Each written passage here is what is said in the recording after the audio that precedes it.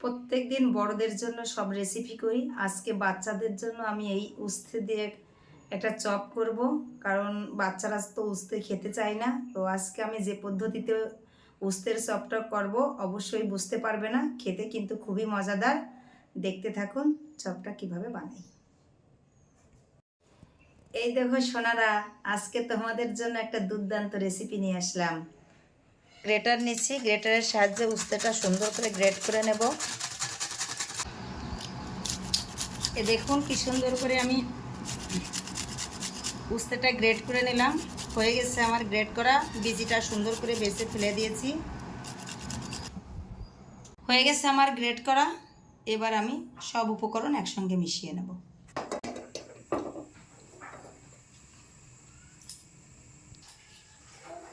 কড়াইতে দিয়ে দিচ্ছি তেল।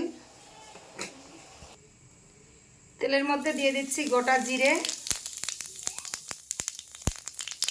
এই দেখুন চিপে আমি রসটা ফেলে দিচ্ছি। এই দেখুন আমার জিরেটা হয়ে গেছে। এবার উস্তেটা দিয়ে দিচ্ছি।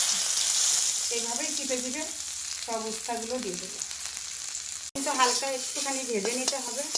এই দেখুন কি সুন্দর একটু ভেজে নিয়েছি এপিট ওপিট করে। এবার এর মধ্যে আমি একে একে সব মশলাগুলো দিয়ে দেবো।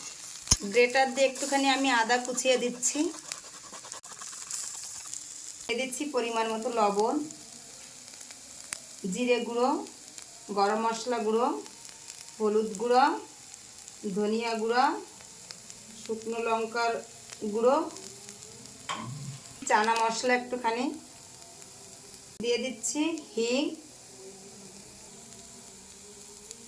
এর মধ্যে আমি দিয়ে দিচ্ছি একটু চালের গুঁড়া।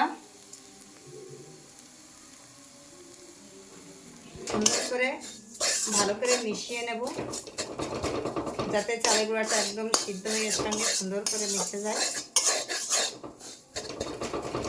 চপের পুর হয়ে গেছে, পুরটা আমি ঢেলে নিয়ে একটু ঠান্ডা করে নেব। এই দেখুন আমি সুন্দর করে চপ আকারে বানিয়ে নিচ্ছি হাতে।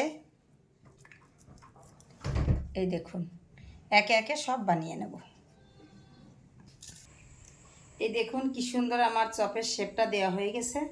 এবার আমি কড়াইটা বসিয়েছি, আবার তেল গরম করে ভেজে নেব। তেল কিন্তু একটু বেশি দিতে হবে, যেহেতু চপটা ভাজতে হবে, এই জন্য একটু তেলের পরিমাণ বেশি।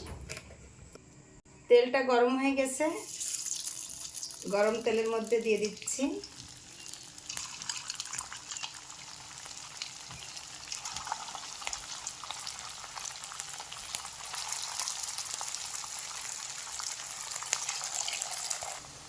একে একে সবগুলো আমি এরকম সুন্দর করে উল্টে দেব। এই চপটা কিন্তু ভাজার সময় ধিমা জালে উল্টে পাল্টে ভাজতে হবে। এ দেখুন আমার চপটা হয়ে গেছে, আমি একে একে তুলে নিচ্ছি।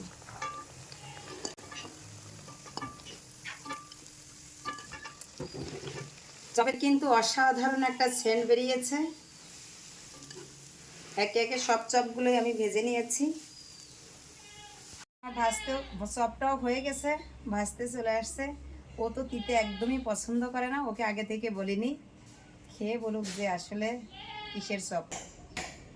তিতের কথা বললে এটা কিসের চপ আপনারা জানেন নাকি? দেখি খেয়ে দেখি।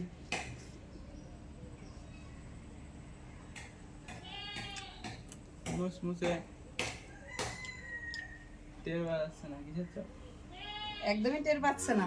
না, এটা কিন্তু উস্তে দিয়ে বানিয়েছি বাচ্চাদের জন্য, যে তিতে যারা খেতে চায় না তাদের জন্য।